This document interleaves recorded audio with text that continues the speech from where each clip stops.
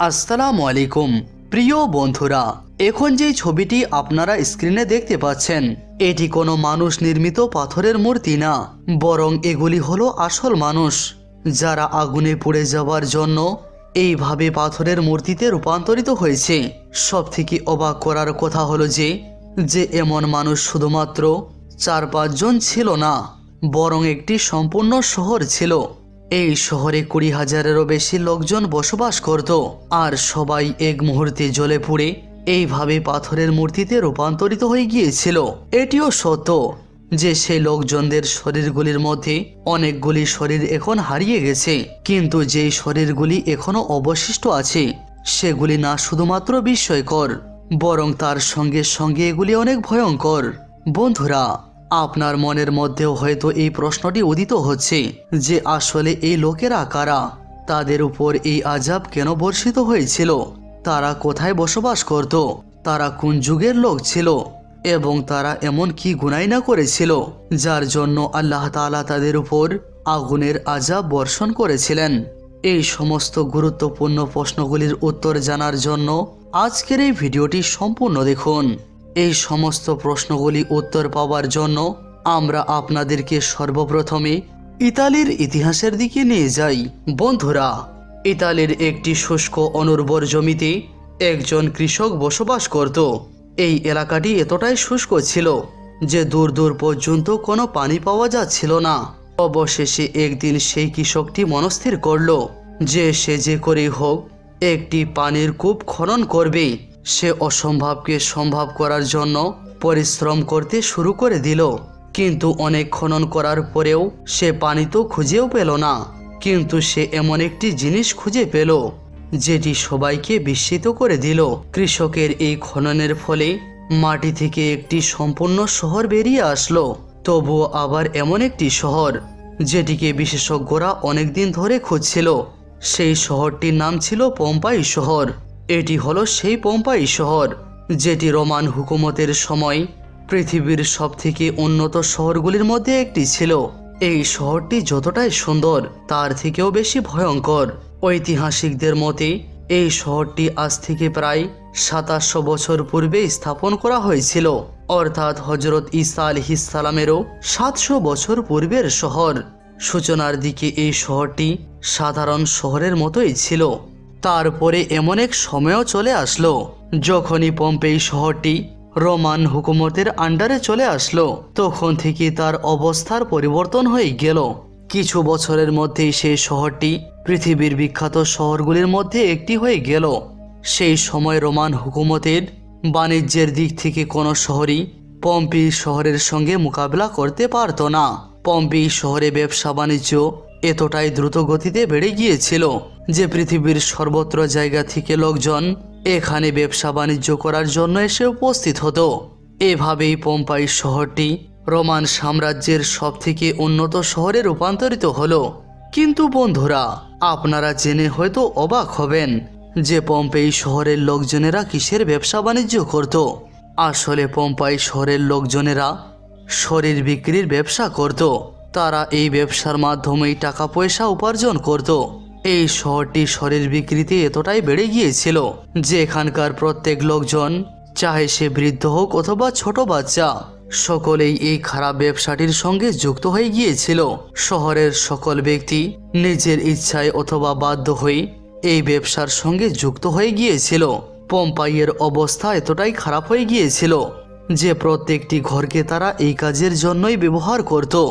এখানকার লোকজনেরা দূরবর্তী এলাকা থেকে সুন্দরী মেয়েদেরকে ক্রয় করে নিয়ে আসতো আর তাদেরকে কুকর্ম করার জন্য বাধ্য করত। এই শহরের সম্পূর্ণ অর্থব্যবস্থা এই হারাম ব্যবসার সঙ্গে জড়িত ছিল। এই ব্যবসাতে শুধুমাত্র সাধারণ মানুষই জড়িত ছিল না, বরং তার সঙ্গে সঙ্গে রাজদরবারের উজির, গভর্নর এবং সেনাবাহিনীরাও যুক্ত ছিল। পম্পাই শহরে রোমান সাম্রাজ্যের উজির হয়তো কোনো পতিতালয়ের মালিক, না হলে নিজেই এই কাজের সঙ্গে সরাসরি যুক্ত ছিল। শুধুমাত্র পুরুষেরাই না, বরং তার সঙ্গে সঙ্গে শাহী মহলের মহিলারাও এই কাজ থেকে বিরত ছিল না। বড় বড় উজির এবং জেনারেলের স্ত্রীরাও এই কুকর্মের সঙ্গে যুক্ত ছিল। কিন্তু অবাক করার বিষয় হলো যে এই কাজটি করার পরে তারা লজ্জিত হওয়ার পরিবর্তে গর্ববোধ করত। এই ব্যবসা যার যত বেশি চলতো তাকে লোকজন তত বেশি সম্মান করত। এটি পৃথিবীতে এমন প্রথম শহর ছিল যেখানে পুরুষ এবং মহিলা একসঙ্গে গোসল করতে পারত, অর্থাৎ এটি বাথরুমের থেকে পতিতালয়ে বেশি ছিল। যদিও এই শহরে ছোট ছোট অনেকগুলি পতিতালয় বানানো হয়েছিল, তা সত্ত্বেও এই শহরে একটি অনেক বড় পতিতালয় বানানো হয়েছিল। এটি শহরের সবথেকে বড় পতিতালয় ছিল। এটি 1 অথবা 2 তলার বিল্ডিং ছিল। এই বিল্ডিংয়ের নিচতলাটি সাধারণ লোকজনদের জন্য ছিল, কিন্তু বিল্ডিংয়ের উপরতলা বিশেষ করে শাহী লোকজনদের জন্য ছিল। এমনকি সেই উপরতলাতে ভাই বোনের মতো সম্পর্ককেও দেখা হতো না। বন্ধুরা, এই শহরটি খনন কার্যের সময় ভাঙা দেওয়ালগুলিতে যে ছবিগুলি অঙ্কিত রয়েছে সেগুলি অবশ্যই আপনাদেরকেও অবাক করে দেবে।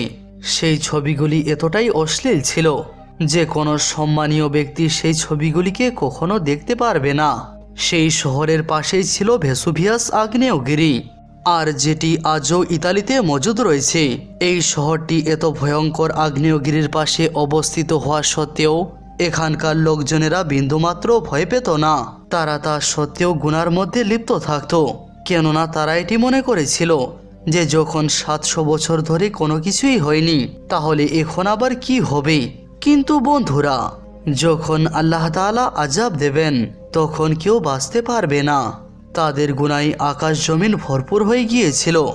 আব্দের একদিন প্রতিদিনের মতো পম্পাইয়ের লোকজনেরা নিজের কুকর্মের মধ্যে মগ্ন ছিল, কিন্তু হঠাৎ করে কুদরতের পক্ষ থেকে ধ্বংসকার্য শুরু হয়ে গেল এবং পাশেই অবস্থিত আগ্নেয়গিরি থেকে অগ্নি উৎপাত শুরু হয়ে গেল। আর সেই আগ্নেয়গিরি থেকে আগুন এবং লাভা বেরিয়ে আসতে শুরু করলো। পম্পেই শহরের আকাশে আগুন আর ধোঁয়া ছাড়া কিছুই দেখা যাচ্ছিল না। কিছু ঘন্টার মধ্যেই পম্পাই শহরের সমস্ত লোকজন মৃত্যুর কোলে ঢলে পড়ল। একদিকে তো আগ্নেয়গিরি থেকে লাভা এবং আগুন পম্পেই শহরের ভূখণ্ডকে ভরিয়ে দিয়েছিল, তার সঙ্গে সঙ্গে আবার আকাশ থেকেও আগুনের গোলা বর্ষণ হচ্ছিল।